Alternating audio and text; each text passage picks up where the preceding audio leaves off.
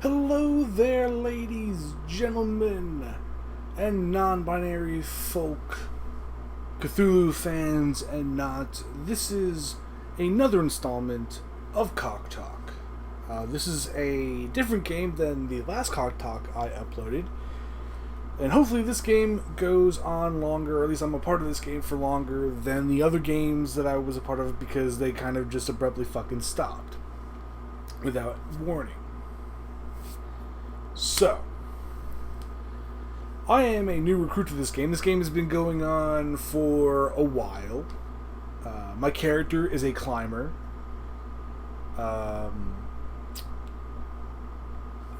My skill, the main skills that I have are, I have Arabic as my other language that I know. I have survival desert because we're in Egypt.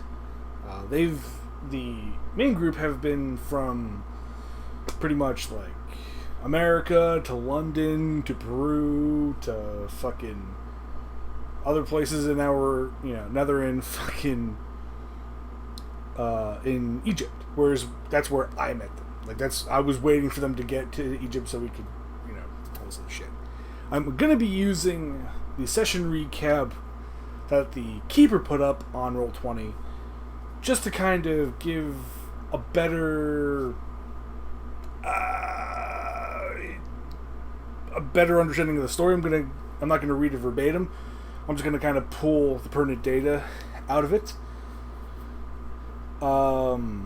My character's name is Howard Stephen Bell. There's a dilettante. I erroneously thought that the dilettante was going to be a woman, because there is a woman as a part of this game. But no, it is a man. The woman is a parapsychologist. There's a archaeologist, the dilettante, and a reporter, I think is the other person.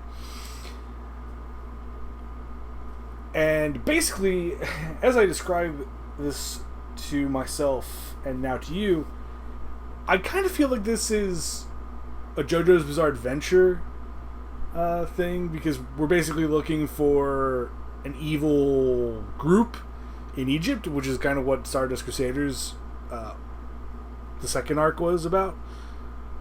The Egypt arc, that was what that was entirely about. Finding Dio, stopping Dio, killing Dio, and stopping the evil. Although, didn't really stop much of anything, as other parts of JoJo go on to explain. Anyway, so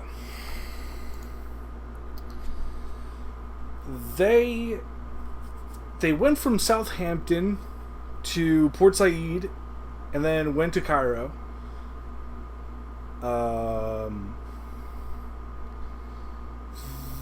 Upon arriving in Cairo, the archaeologist and dilettante went to the Bulletin. Upon their arrival, they went to a clothing shop and got clothes appropriate for 1920s Egypt, which I assume is very similar to what it is now in Egypt. They then went. The archaeologist and dilettante went to a paper to gather information, and the parapsychologist and the journalist went to the hotel that they are going to be staying at to meet moi. The dilettante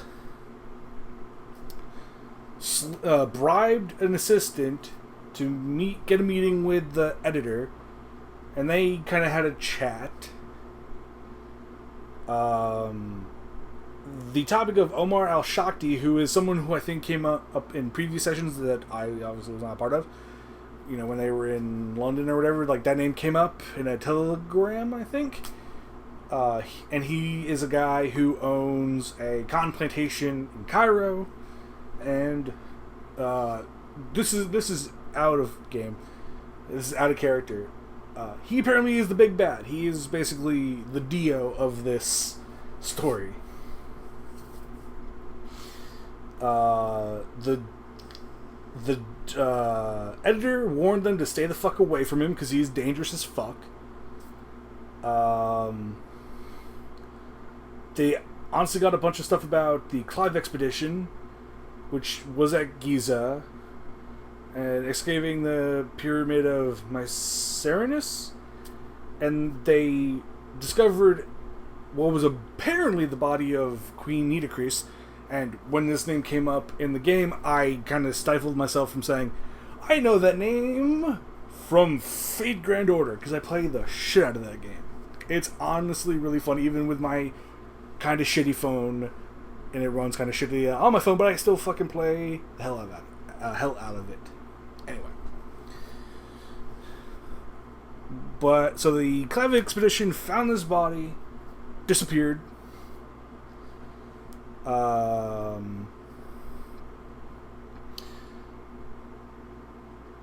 Clive expedition fired a Dutch archaeologist named Jan Willem van Huvelen, which, playing the game, I was like, I don't know how to pronounce this motherfucker's name. I'm just going to call him the Dutchman. That's literally what I said. Then the dilettante and the archaeologist and the dilettante asked about the other expedition, the Carlisle expedition, which is the one that fucking was another thing. The Clive expedition's the recent one, the new one that's been happening. The Carlisle expedition is the one they're investigating. They were basically the editor told them that they arrived in 1919 to look for Third Dynasty artifacts, and then they went from Giza to Sakura and finally to Dashur, what they were looking for, but apparently they made an astonishing find. Suddenly, in July 1919, the group left for Mombasa, Kenya, which I assume is where we're going to go next after we do the whole Egypt thing.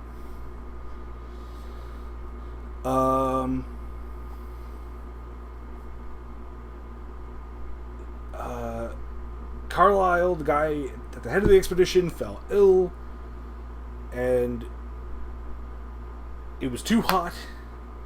And the flood would cover an important site. This adventure based upon the archaeologist was like bullshit. The dilettante noted that some photographs picturing, because there were some inconsistencies with the time when the pictures were supposed to have been taken and when they were whatever. Which the journalist actually points out that no, it's actually kind of what journalism did back in those days. Or back in, like, that's what we did, that's what we do sometimes. So the journalist and the parapsychologist met Mua, a mountain climber who had several expeditions under his belt and who had appeared to speak the local language. After some introductions and an allusion to weirdness, they set forth to meet up with the rest of the group at a local cafe to cool down and enjoy some gin and tonics, at least for some. That's the dilettante, I think, is the one who's kind of he throws around money, and he's also just a lush. He's like, every place we went in the game, he was like, gin and tonic, which is pretty funny. The people who went to the Cairo Bulletin, the archaeologist and the dilettante, explained it to everybody else. They split up. The climber, journalist, and dilettante went to the location of the storage shop of Faraz Najjar, and the parapsychologist and archaeologist went to the Egyptian Museum of Antiquities. It took some time, because I was like, I can speak Arabic, but you have to do like a roll for the language. So we kind of spent, however long trying to find this place. And they found it. And they finally, we finally found someone to talk to, but everybody's kind of wary of the place that burned down. And they said it was a demon. A demon who did it. And my character, because I haven't, encountered any mythos, I was like, demon. I even said that in the game. I'm like, I'm doing air quotes when I say demon,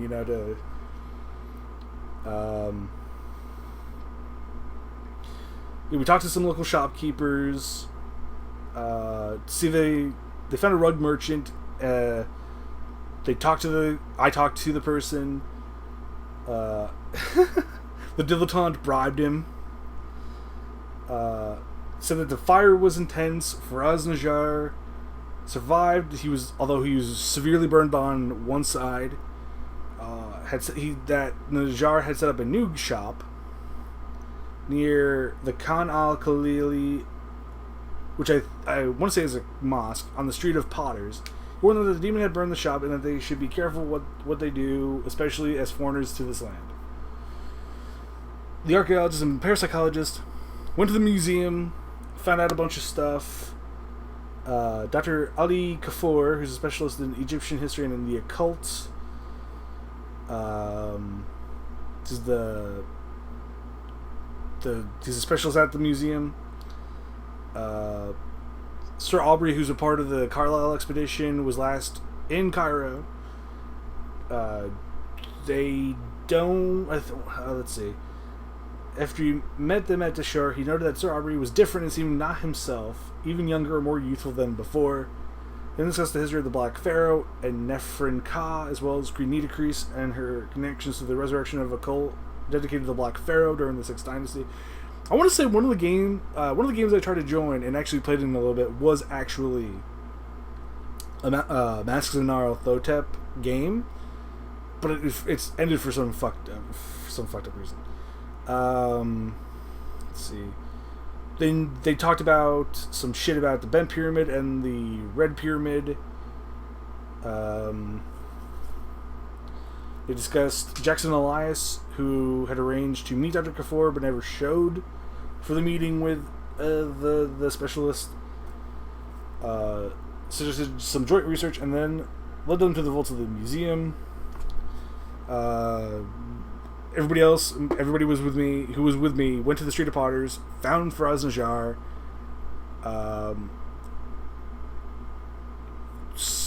we tried to talk to him, mentioned the Carlisle expedition. Dude got pissed, got really pissed. I was about to pull out my fucking gun and threaten him, but thankfully the dilettante, I think, bribed him. Another application of pounds and a pervasive demeanor managed to calm the man, enough for him to state that he felt more comfortable discussing such issues within a local mosque. Al-Hussein, at lunchtime on the following day. Having secured the meeting, they headed to an expatriate cafe near Ezbekia Gardens in the center of Cairo. The dilettante then put to the charm and purchased some drinks to learn that Jan Willem van Ho... Oh yeah, me and I separated from the dilettante at this point. I separated from him and went to the Dutch. I was gonna go to the American embassy because we were close to it in game, and kind of ask about the Omar al-Shakti dude, because I figured the embassy would probably know some well-to-do people in the area. They're supposed to have relations and stuff, but that I guess I didn't explain that to the keeper well enough, so I was like, alright, I'll just go to the Dutch embassy and see if I can find some shit on Jan Willem, who apparently is a drunk. He's begging for work. I went to the Dutch embassy and convinced them to provide the location of Van Hoevelen, who they found lived at a tailor shop in the poorest part of the old city on the Street of Moths. After a brief reconnaissance, the climber located in the building. I'm assuming this would be located the building and returned to the group. Yeah, I was like, because it was in game. It was like, oh shit. It's getting really late, and you're whatever. It's not safe to be. You're a foreigner. It's not really safe to be here during the day. So I was like, alright, I'll leave. I'll go back to the thing. And that's where the session ended.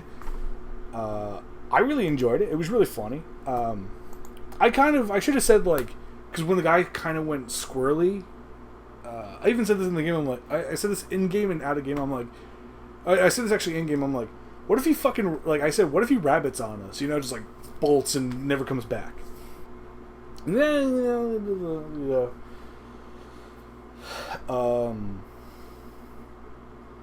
that won't happen, blah, blah, blah, blah.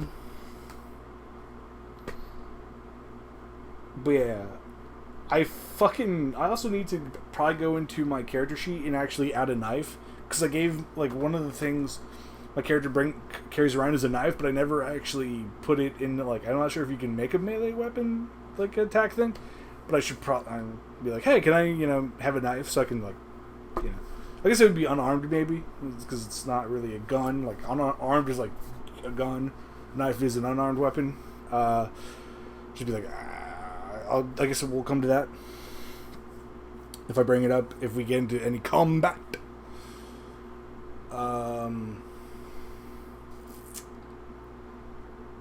So yeah.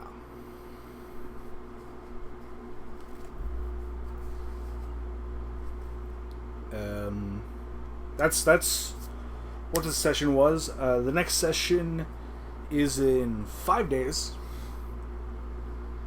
which I can't wait for. Hopefully we'll have, because there was one person who wasn't there because of them getting called into work. So hopefully they're there so I can meet them and we can have a good old session. I'm really into this. Like, I'm really super fucking into this. Anyway, to the next session, investigators and keepers and old ones. Ta-ta, everybody. Have a wonderful fucking day.